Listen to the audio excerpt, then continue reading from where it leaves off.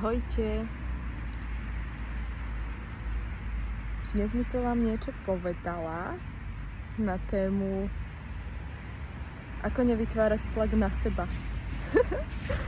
A tým už vlastne ho vytváram, že o ňom hovorím. A som naplno v ňom, keď hovorím, že ho nechcem vytvárať. Ale zaujalo ma to posledné dni, kde naozaj vidím a vnímam, keď na niečo tlačím, aj keď tá hlava hovorí, nie, vôbec netlačím, tak proste presne, keď niečo nejde a nefunguje a proste musím to tam pretlačať a úplne, že už neviem, čo mám spraviť, len aby som dosiahla to, čo chcem, tak tedy to absolútne nemá zmysel, význam a je to stále boj, ktorý mi bere veľa energie. A uvedomila som si, že keď už nežijem presne tou naučenou myslou, tak tam proste tie situácie sa odvíjajú úplne inak. Oni veľakrát v tej mysli nezapadajú, ako to všetko bude nasledovať napríklad už len v ten deň. A tá myseľ šalie. Doslovne proste úplne ona sa chce aspoň niečo chytiť, aspoň štipičku, ale proste to už nejde. A keď aj tá situácia vyzerá, že proste, že tak toto je konečná, tak zrazu príde nejaký malý čuk, kde proste sa to preskladá úplne, že tá myseľ to, ona už ani nedokáže nad tým rozmýšľať, lebo proste ona to nechápe. A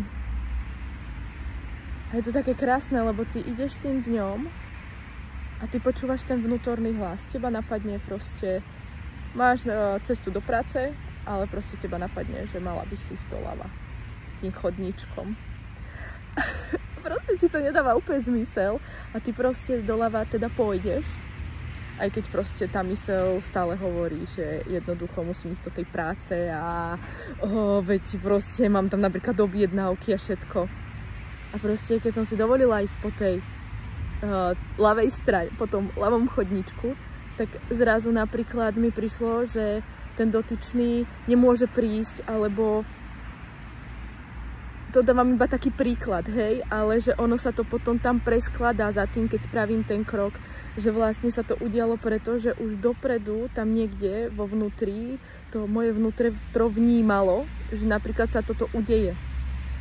A je to ťažko aj niekedy vysvetľovať slovami, ale je to vlastne o tom, že sa stíšime, ideme do toho ticha, pokoja, kľudu.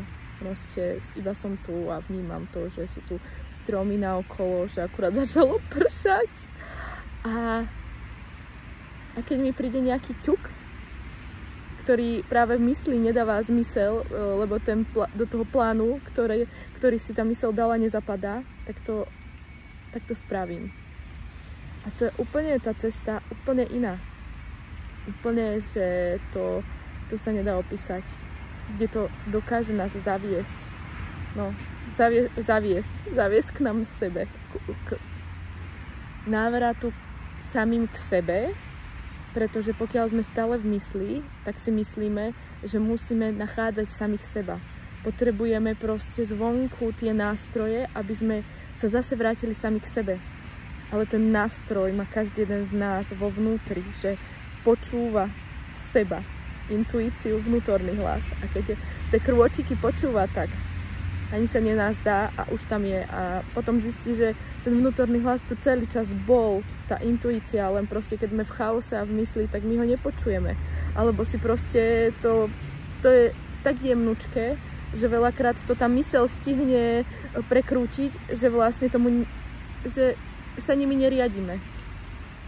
A preto dovoliť si čas pre seba je ten najdôležitejší krok k návratu k sebe, kde vlastne návrat ani neexistuje, pretože my stále sme v sebe, nemáme seba.